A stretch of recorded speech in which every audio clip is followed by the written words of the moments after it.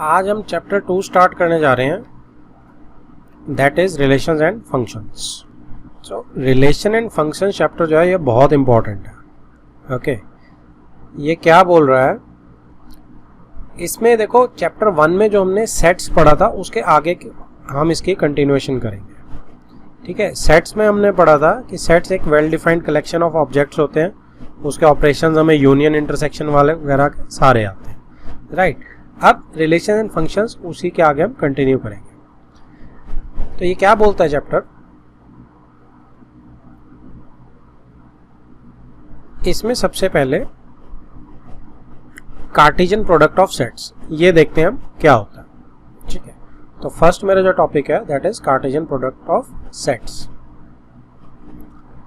इसको आप बड़े आराम से समझ सकते हैं। देखिए, ये कहता है एक सेट आप ए ले लो रेड एंड ब्लू, और एक सेट आप ले लो बी BCS।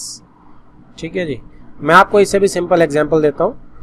आप ए सेट ले लो 1 2, ठीक है, और बी सेट आप ले लो ABC। क्लियर है। अब कार्टेशियन हम प्रोडक्ट जैसे मल्टीप्लाई करते हैं उस टाइप को बोलते हैं। अब सेट्स में कैसे मल्टीप्लाई करते हैं वो समझो। ठीक है जी, तो कार्टेशियन प्रोडक्ट को हम क्या लिखते हैं, A क्रॉस B। ये अपने आप भी एक सेट होता है, राइट। और इस सेट के अंदर कौन से एलिमेंट्स आते हैं, पहले आप 1 से, अब सिर्फ ऑर्डर्ड पेयर में लिखोगे आप 1 को A से करोगे तो 1 A ब्रैकेट बंद। ठीक है, फिर आप लिखोगे कॉमा सेकेंड एलिमेंट 1 B, 1 का ही B के साथ ऑर्डर्ड पेयर, फिर 1 का C के साथ ऑर्डर्ड पेयर, फिर ऐसे ही 2 का सबके साथ ऑर्डर्ड पेयर, 2 का A के साथ ऑर्डर्ड पेयर, 2 का B के साथ ऑर्डर्ड पेयर। या आपने एक ही लाइन में लिखना है, मैं स्पेस के कारण अलग अलग लाइन में लिखता जा रहा हूँ, कॉमा 2 का C के साथ, और फिर आपका ये क्लोज हो जाएगा। तो A क्रॉस B मेरा क्या हुआ, आपने 1 का सबके साथ किया, फिर आपने 2 का सबके साथ ऑर्डर्ड पेयर लिखना है। ठीक है, A क्रॉस B अगर पहले लिख रहा हूँ तो आपको A का एलिमेंट यानी 1 पहले लिखना पड़ेगा, B का एलिमेंट आपको बाद में लिखना पड़ेगा। क्लियर है बात आपको। तो ये होता है मेरा A क्रॉस B।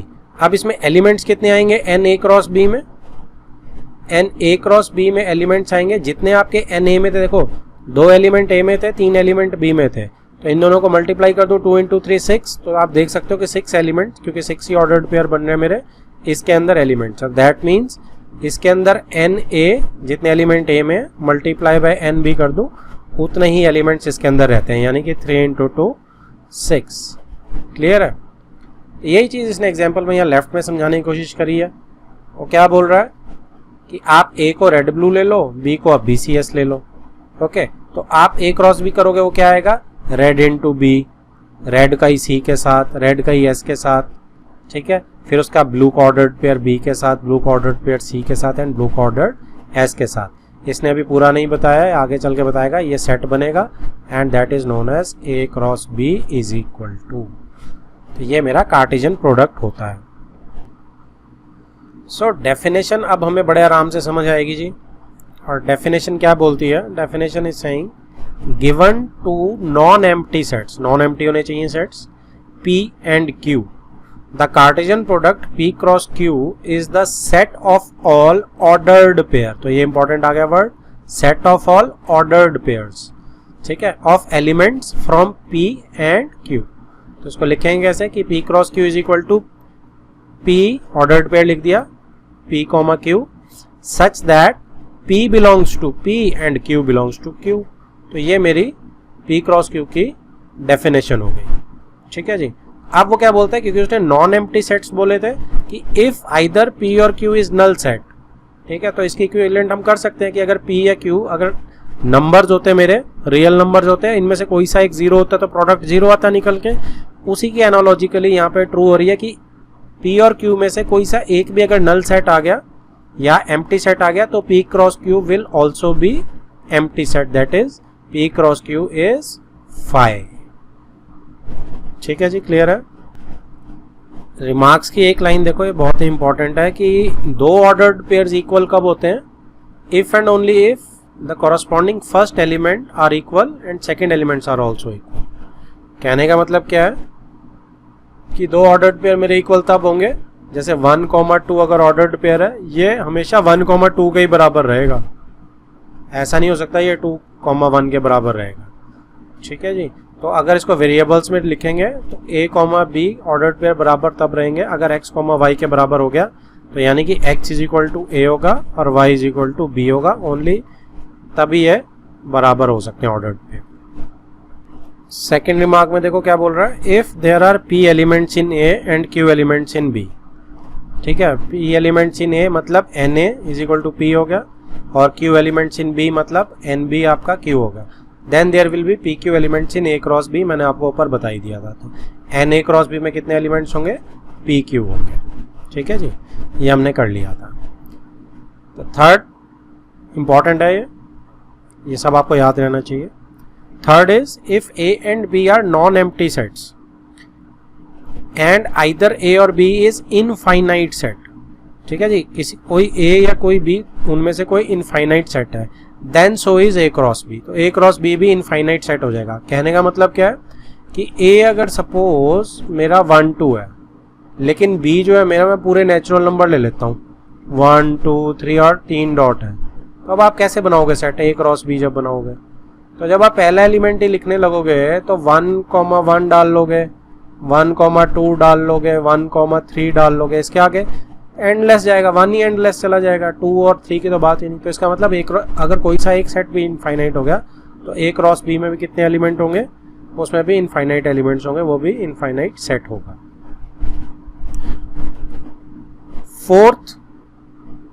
फोर्थ क्या बोल रहा है, ए क्रॉस ए, अब उसने 3 कर दिए।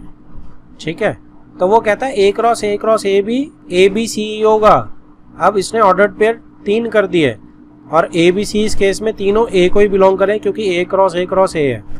Hair a b c is called ordered triplet. इसको हम ट्रिपलेट बोलते हैं। जब 3 आ जाती है तब क्या बोलते हैं, हम इसे ट्रिपलेट बोलते हैं। ठीक है जी, तो आपको बस इसमें ध्यान रखना है कि ए क्रॉस ए करेंगे तो 2 की जगह 3 आ जाएंगे ऑर्डर्ड, उसमें पेयर बोल देते हैं, इसमें ऑर्डर्ड ट्रिपलेट बोल देंगे। राइट। एग्जाम्पल 1 देखो क्या बोल रही है। एग्जाम्पल 1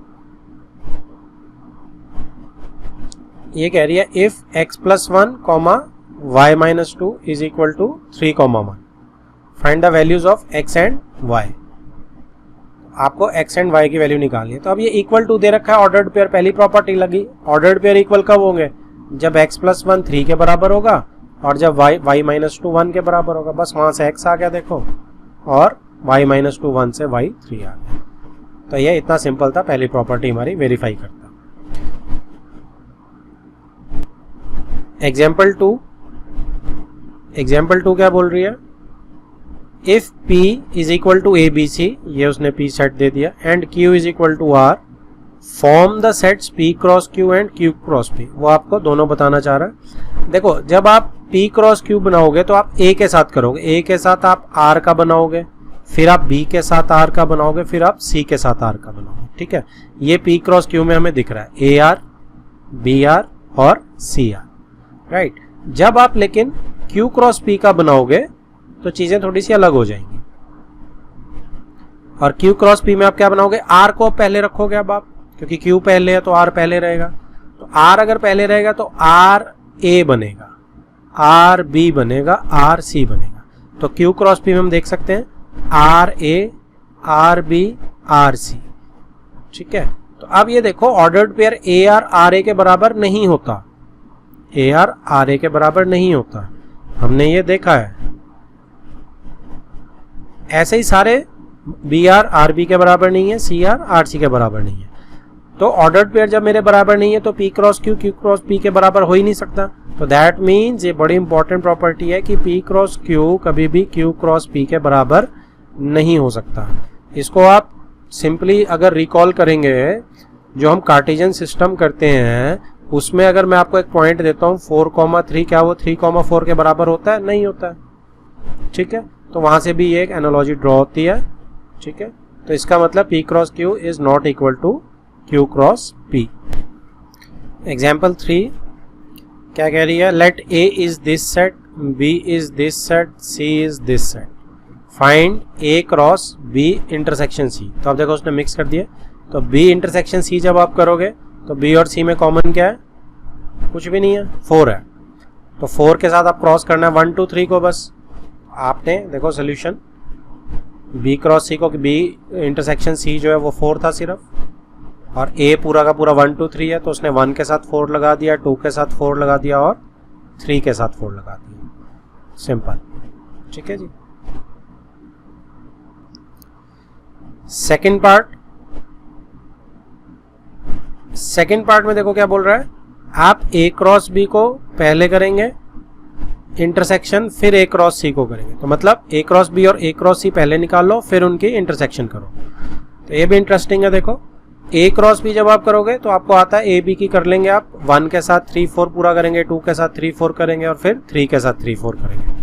तो उसने यहाँ पे कर लिया 1 के साथ 3 4, 2 के साथ 3 4 और 3 के साथ 3 4। ओके, तो ये क्रॉस भी आ गया। सिमिलरली ए क्रॉस सी भी निकाल लिया आपने। Okay fine.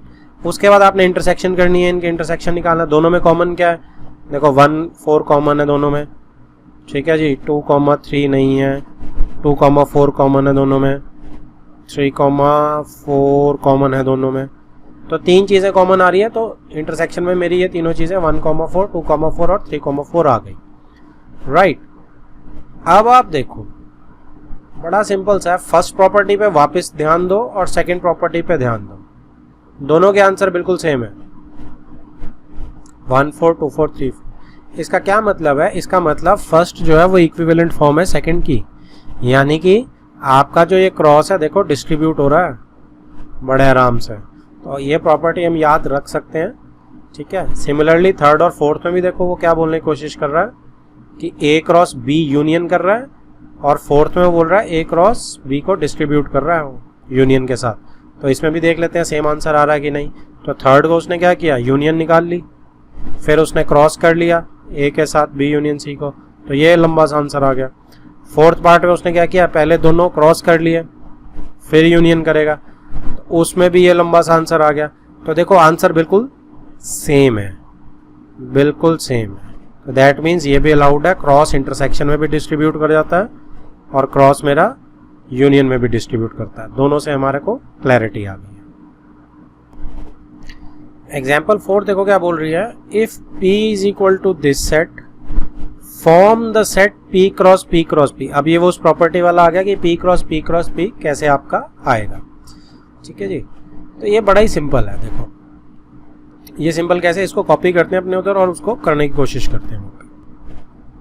देखो अब ये क्या बोल रहा है कि P आपको सेट दिया हुआ और P क्रॉस P करना। तो आप इसको क्या करेंगे, आप पहले P क्रॉस P निकाल लेते हैं। ठीक है। इसके नीचे ही आप एक P लिख लो ताकि आपको आसानी रहे। तो P क्रॉस P निकालेंगे तो क्या होगा जी, अब मैं इस 1 को दोनों के साथ लिख दूंगा ऑर्डर्ड पेयर। तो 1 1 1 2, तो ये मेरा P क्रॉस P हो गया। अच्छा सॉरी, अभी 2 के साथ भी लिखना है तो 2 के साथ भी लिख दूंगा, अभी ब्रैकेट क्लोज नहीं करेंगे, 2 1 2 2। ठीक है। ये मेरे P क्रॉस P आ गया। अब क्या करेंगे, अब हम इस P क्रॉस P को एक सेट मान के इसको फिर से P के साथ करेंगे। राइट।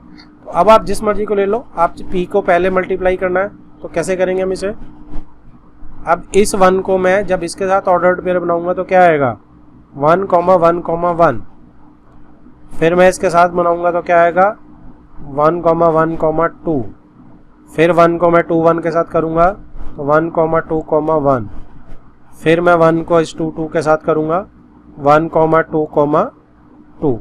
इसके बाद क्या करेंगे, अब 2 के साथ करते हैं स्टार्ट, तो फिर कॉमा, ये सारे कॉमा आएंगे बीच में भी। 2 को मैं फिर 1 के साथ करूंगा तो 2 1 1, फिर 2 को 1 2 के साथ करूंगा 2 1 2।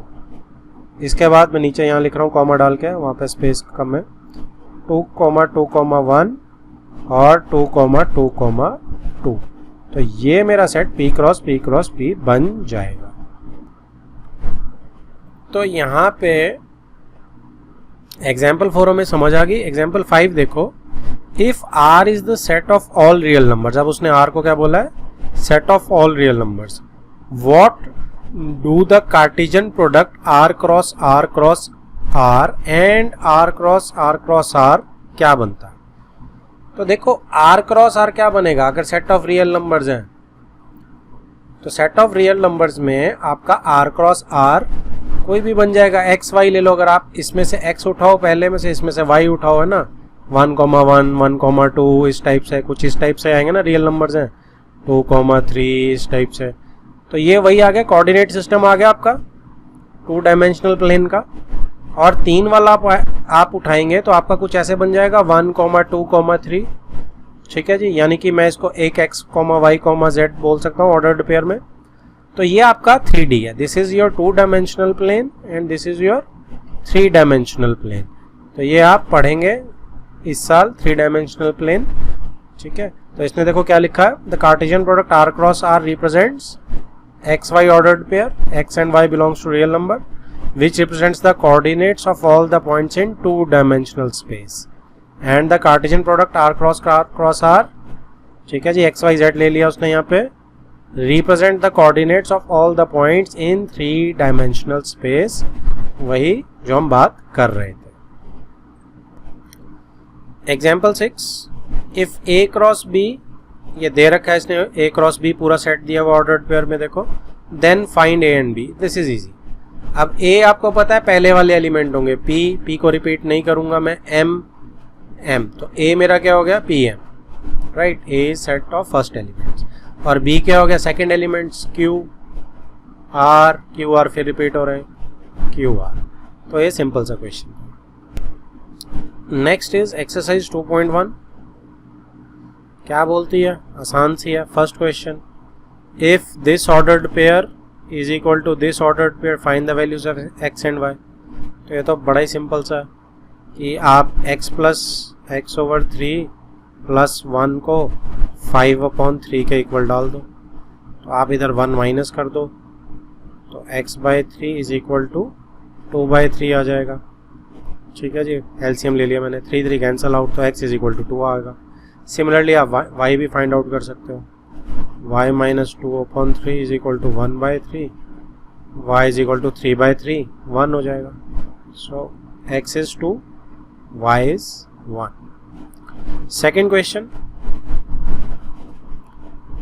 If the set A has 3 elements and set B, अब उसने बताया नहीं है, A हैज 3 एलिमेंट्स, जस्ट उसने बोल दिया number of elements, set B उसने दे दिया, then find the number of elements in B। तो ये तो कुछ भी नहीं है, 3 एलिमेंट यहाँ पे हैं, 3 यहाँ पे, तो 3 × 3 9 एलिमेंट्स हो जाएंगे मेरे पास A क्रॉस B में, क्योंकि A क्रॉस B के सेट्स का कितना होता है कि number of elements of A into number of elements of B। ये मेरा आ गया, सिंपल सा। Third, if G is this and H is this, find G cross H and H cross G। ये आप फाइंड आउट कर सकते हैं, that is your homework. Fourth, state whether each of the following statements are true or false. If the statement is false, rewrite the given statement correctly. तो false को आपको correctly भी लिखना है। तो first क्या है कि P आपको mn दिया हुआ है, Q आपको nm दिया है, चेंज कर दिया है इसने ऑर्डर।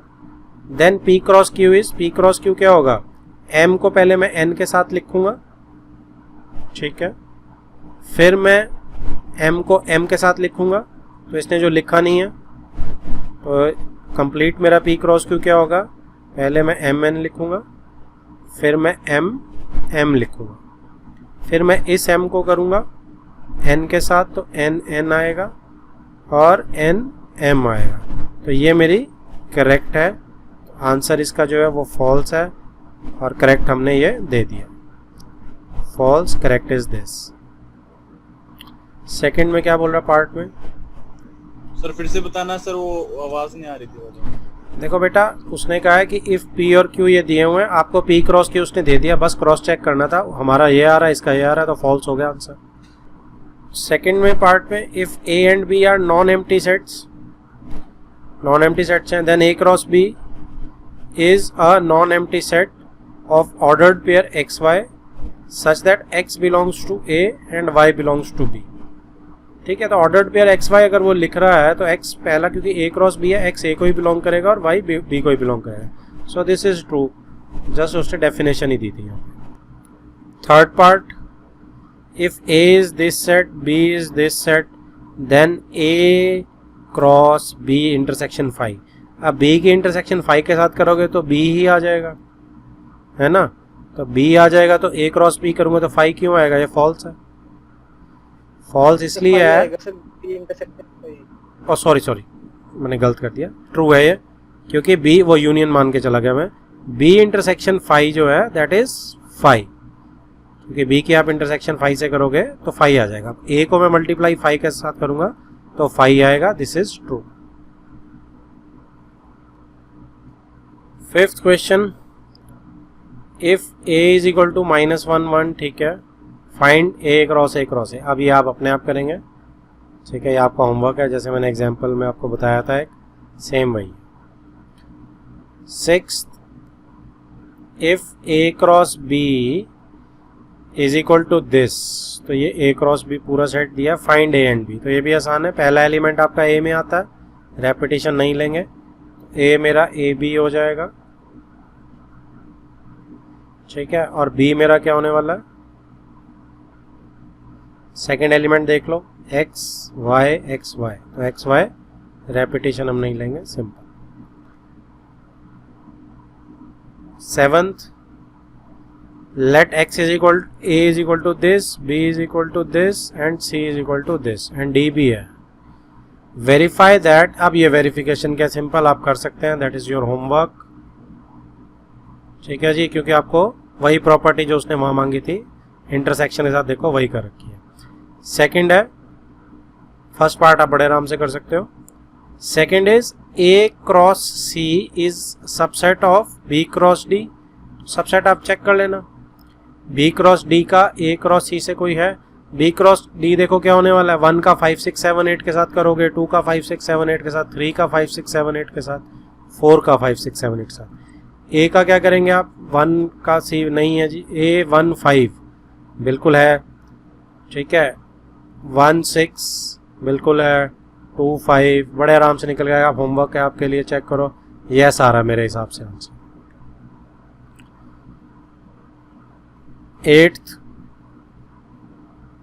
एट्थ करते हैं, let a is this, b is this, write a cross b, आराम से लिख लेंगे हम।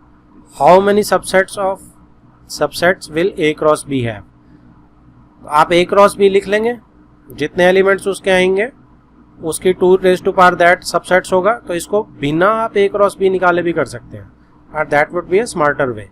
आपको पता है ए के अंदर कितने एलिमेंट हैं, 2 एलिमेंट है, 1 और 2। बी के अंदर कितने एलिमेंट हैं, बी के अंदर भी 2 एलिमेंट है, 3 और 4। तो इसका क्या मतलब हुआ, एन ए क्रॉस बी में कितने एलिमेंट हुए, 2 × 2 4 हो गए, ठीक है जी। अब मेरे किसी सेट में अगर 4 एलिमेंट है, उसके कितने सबसेट्स बनेंगे, तो number of subsets would be 2 raise to power 4, यानी कि 16। तो this is my final answer. और आपको यहाँ proper write a cross b करके करना है, मैंने आपको स्मार्टर वे बता दिया, आपको पहले ही पता होना चाहिए दिमाग में आपके कि कितना आंसर आने वाला है। 9th क्वेश्चन देखो क्या बोल रहा है, let A and B be 2 set such that n A is equal to 3 and n B is equal to 2।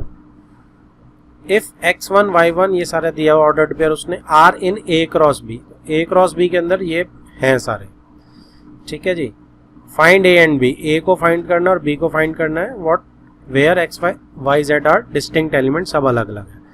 तो ए क्रॉस बी में अगर मैं यहाँ से निकालूं तो यहाँ से मेरा ए क्या निकल के आ रहा है, देखो x यहाँ से निकल के आ रहा है, y यहाँ से निकल के आ रहा है, z यहाँ से निकल के आ रहा है, राइट, क्योंकि ये ए क्रॉस बी दिया हुआ है। तो इसमें मेरा x, y और z तो निकल के आ ही रहा है। b मेरा क्या निकल के आ रहा है जी, इसमें से 1 और 2 निकल के आ रहा है, सेकंड एलिमेंट्स में से देख रहा हूँ मैं।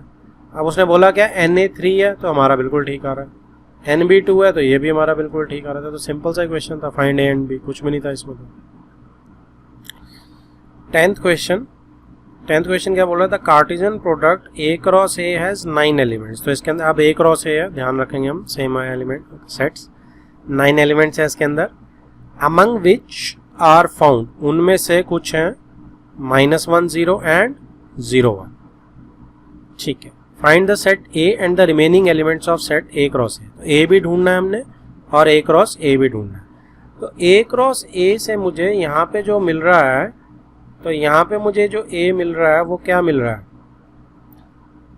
ऊपर वाले सेट की अगर बात करूं एक्स वाले के हिसाब से बात करूं तो -1 मिल रहा है और 0 मिल रहा है, -1 मिल रहा है, 0 मिल रहा है। ठीक है, ए क्रॉस ए में 9 एलिमेंट्स हैं, इसका मतलब 3 × 3 दोनों में 3 एलिमेंट्स हैं, तभी बात बनेगी = 9 आएगा। तो यहाँ पे एक डैश मेरा बच गया, इसका मतलब ये फर्स्ट एलिमेंट से है। सेकेंड एलिमेंट से अगर मैं ए निकालूं तो क्या आ रहा है, 0 और 1।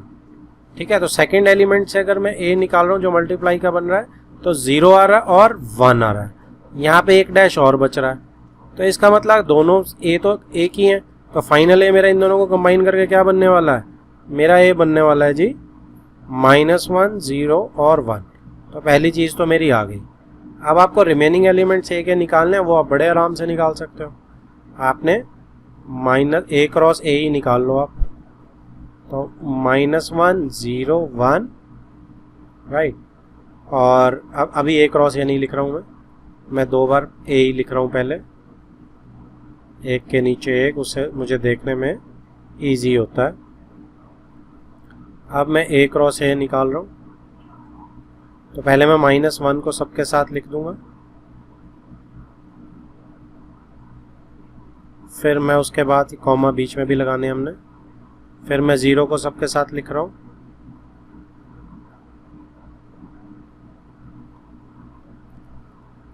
फिर उसके बाद मैं 1 को सबके साथ लिख रहा हूँ। ठीक है, तो ये मेरा ए क्रॉस ए आ गया। अब मिसिंग एलिमेंट्स निकालने हैं, तो -1, 0 को छोड़ के -1, 0 ये रहा, और 1, 0, 1, 0, 1 छोड़ के बाकी सब एलिमेंट्स आपके आंसर होंगे। ठीक है जी, क्लियर है सबको।